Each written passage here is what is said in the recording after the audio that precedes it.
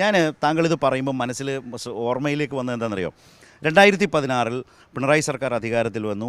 അദ്ദേഹത്തിനൊപ്പം ധനകാര്യമന്ത്രിയായിരിക്കുന്ന സമയത്ത് കിഫ്ബി വരുന്ന സമയത്ത് കിഫ്ബിയെക്കുറിച്ച് താങ്കൾ ഓരോന്ന് പറയുമ്പം പ്രതിപക്ഷം ഇങ്ങനെ താങ്കളെയും സർക്കാരിനെയും മുഖ്യമന്ത്രിയൊക്കെ പരിഹസിക്കുമായിരുന്നു. ഇതൊക്കെ വെറും സ്വപ്നമാണ് എന്ന് പറഞ്ഞുകൊണ്ടിരുന്നു. പിന്നെ അതിപ്പോൾ എവിടെ നിൽക്കുന്നു നമുക്കറിയാം. എന്ന് പറയുന്നത് പോലെ ഈ കാര്യങ്ങളിലും ആളുകൾക്കൊരു വലിയ പ്രതീക്ഷയുണ്ട്. നിശ്ചയമായിട്ടും അസാധ്യമെന്ന് കരുതുന്ന പല കാര്യങ്ങളും ചെയ്തിട്ടൊരു ശീലമുണ്ട്. അപ്പോൾ ഇതും അസാധ്യമാണ്, ഈ തൊഴിലില്ലായ്മയ്ക്ക് ഇങ്ങനെ മേള നടത്തി തീർക്കാൻ പറ്റുമെന്നൊക്കെ ചിന്തിക്കുന്നവരുണ്ട്. കാത്തിരുന്നോളൂ. സത്യം പറഞ്ഞാൽ ഇപ്പോൾ ഒരു വർഷം കൊണ്ട് ഇത് ചെയ്യാമെന്ന് പറയുന്നത് സ്വല്പം കഠിനമായിട്ടുള്ള പരിപാടി. നമുക്ക് 2-3 വർഷം ഉണ്ടായിരുന്നെങ്കിൽ തകർക്കായിരുന്നു കേട്ടോ. പക്ഷേ വേണ്ട, പക്ഷേ ഒരു വർഷം. പക്ഷേ ഈ ഐഡിയ പത്തനംതിട്ടയിൽ അന്ന് തെരഞ്ഞെടുപ്പ് കാലത്ത് തോന്നിയ ഒരു വിജ്ഞാന പത്തനംതിട്ട എന്നൊരു ഐഡിയ വരുന്നു. മറുഭാഗത്ത് സംസ്ഥാന സർക്കാരിൻ്റെ KDISCിൻ്റെ പ്രവർത്തനങ്ങൾ മുന്നോട്ട് പോയി അല്ലേ? അപ്പോൾ ഇതെല്ലാം കൂടെ ക്ലബ് ചെയ്തിട്ടാണ് വിജ്ഞാന കേരളമാകുന്നത്. പത്തനംതിട്ടക്കാർ വിശ്വസിച്ചില്ല, സത്യം പറയട്ടല്ലേ, ഞാൻ ജയിക്കത്തില്ലയോ. പക്ഷേ കുറച്ചാളുകൾക്ക് ജോലി കിട്ടിയില്ല. ഇവിടെ കുറച്ച് തോമസ് ഐസക്ക് തോറ്റു, പക്ഷേ പേർക്കെ കൊടുത്തുള്ളൂ. അത് ഈ ഇലക്ഷൻ കാലത്ത് പറയുന്നല്ലേ, ഒരു ഇലക്ഷൻ രണ്ടാണെന്ന് എല്ലാവരും കരുതി. നമുക്കിങ്ങനെ വട്ടുണ്ടെന്ന് അവർക്ക് നല്ല ബോധ്യമില്ലല്ലോ, ഇങ്ങനെയൊക്കെ കാര്യങ്ങൾ ചെയ്ത് കിടക്കല്ലേ. അപ്പോൾ പത്തനംതിട്ടയിൽ ആൾക്കാർ വിശ്വസിച്ചില്ല. അപ്പോൾ ഇലക്ഷൻ കഴിഞ്ഞപ്പോൾ വിചാരിച്ച് നിർത്തിയിട്ട് ഞാൻ പോയിട്ടുണ്ടാവും, ഈ വർത്താനൊക്കെ നിർത്തിയത്. അതേ വരുന്നു, കേരളം മുഴുവൻ ഇതും കൊണ്ട് നടക്കുക എന്നുള്ളതാണ്.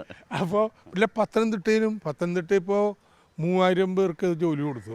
3000 പേർക്ക് വിദേശത്താണോ അതോ രാജ്യത്തിനകത്ത് തന്നെ? 3000 പേർക്ക് പല കമ്പനികളിലായി. ഈ 3000 പേർക്ക് പത്തനംതിട്ടയിൽ 6 മാസം കൊണ്ടാണ് കൊടുത്തത്. ഇവിടെ ആലപ്പുഴയിലെ 3000 പേർക്ക് ഒരു ദിവസം കൊണ്ടാണ് കൊടുക്കാൻ പോണേ. അതാ വ്യത്യാസം. ഇതിനിടെ എൻ്റെ ഒരു അനുഭവം പറയാം. എനിക്കൊരാൾ ഒരു വീഡിയോ ലിങ്ക് അയച്ചു തരുന്നു, ഒരു ചെറുപ്പക്കാരൻ അയച്ചിട്ട് ചോദിക്കുന്നു ഇതെന്നാണെന്ന് അറിയുമോ. അപ്പോൾ സംഗതി ഞാൻ ഓപ്പൺ ചെയ്ത് നോക്കുമ്പോൾ കൈരളിയുടെ തന്നെ ഒരു ഡിജിറ്റൽ ലിങ്കാണ്. നോക്കുമ്പോൾ പത്തനംതിട്ടയിൽ വരാൻ പോകുന്ന തൊഴിൽ മേളയെക്കുറിച്ച് മാസങ്ങൾക്ക് ശേഷം എങ്ങനെയോ കൈമറിഞ്ഞ് കിട്ടിയതാണ്.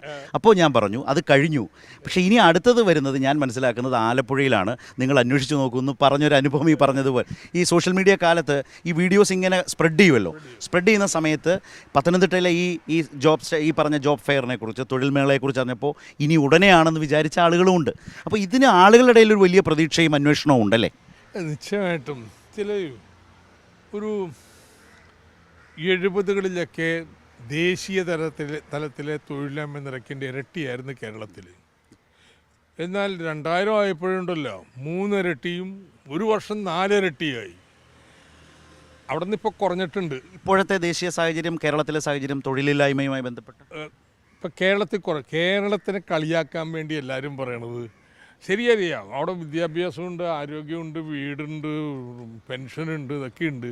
പക്ഷെ തൊഴിലുണ്ടോ? ഈ തൊഴിലുണ്ടാക്കാൻ നമുക്ക് പരിപാടിയില്ല. അതിന് അങ്ങനെ പുറത്തുനിന്നുള്ള ആൾക്കാരൊക്കെ വരണം എന്നാണ് അവർ പറയണേ. നമ്മൾ തൊഴിലുകൂടി ഉണ്ടാക്കി കാണിച്ചു കൊടുക്കാൻ പോവുകയാണ്. കേരളത്തിൽ ഇന്ത്യയിലെ ഏറ്റവും തൊഴിലില്ലായ്മ കുറഞ്ഞ സംസ്ഥാനമായിട്ട് കേരളം മാറും. ഈ ഒരു വർഷം അതിലേക്കുള്ളൊരു വലിയ യാത്രയും പരിശ്രമവുമാണ്. കാൽവെപ്പായിരിക്കും കേട്ടോ. ഒരു 4-5 ലക്ഷം കുട്ടികൾ അവർ ഓഫർ ലെറ്റർ കൊടുപ്പിക്കാം.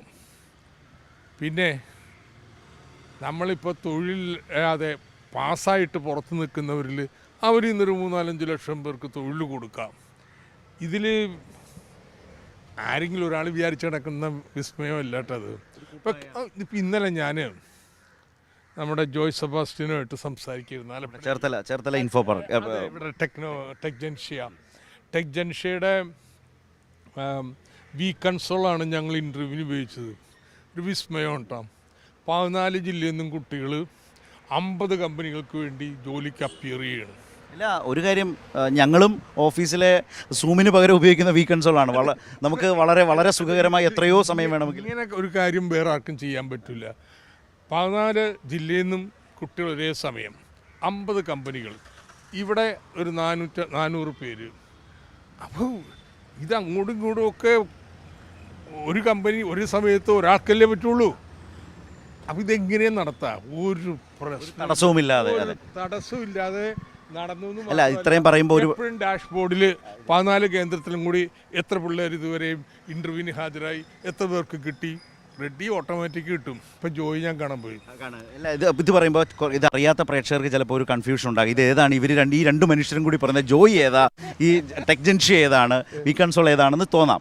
സൂം പോലെ നമ്മുടെ കേരളത്തിനകത്തെ ചേർത്തലയിലെ IT പാർക്കിൽ വികസിപ്പിച്ചെടുത്തതാണ് ജോയി എന്ന് പറയുന്ന ഈ ചെറുപ്പക്കാരൻ്റെ സംരംഭമാണ്. കറക്റ്റ് അല്ലേ ഞാനീ പറഞ്ഞത്? ദേശീയ തലത്തിൽ മോദി സർക്കാർ ഈ കോവിഡ് കാലത്ത് അല്ലേ ദേശീയ തലത്തിൽ ഞങ്ങൾ കഴിഞ്ഞൊരു 3-4 വർഷമായിട്ട് മത്സ്യത്തൊഴിലാളി കുട്ടികൾക്ക് പഠിപ്പിക്കാനും അവർക്ക് ജോലി മേടിച്ചു കൊടുക്കാനും ഒരുമിച്ച് പ്രവർത്തിച്ചു വരുന്നുണ്ട് ഈ ആലപ്പുഴയിൽ. സൂമിന് പകരമായി ബദലായി നമ്മുടെ നാട്ടിൽ വികസിപ്പിച്ചെടുത്ത് ദേശീയ തലത്തിൽ തന്നെ മികച്ച അംഗീകാരങ്ങൾ നേടിയ ഇത്തരം സോഫ്റ്റ്വെയറുകൾ ഉണ്ട് എന്നാണ് പറഞ്ഞു വന്നത്. അതൊന്ന് പൂർത്തീകരിച്ചൊന്ന് മാത്രം. ജോയി ഇന്നലെ പറയണേ അവർക്ക് പ്രതിഭാതീരം ഫൗണ്ടേഷൻ ഉണ്ട് മാരാരിക്കുളത്ത്. അപ്പം അതിൻ്റെ ഒരു പ്രവർത്തന പരിധി ഇപ്പോൾ ഒരു 6-7 വാർഡുകൾ പാതിരിപ്പള്ളി എന്ന് പറയുന്ന പ്രദേശത്താണ്.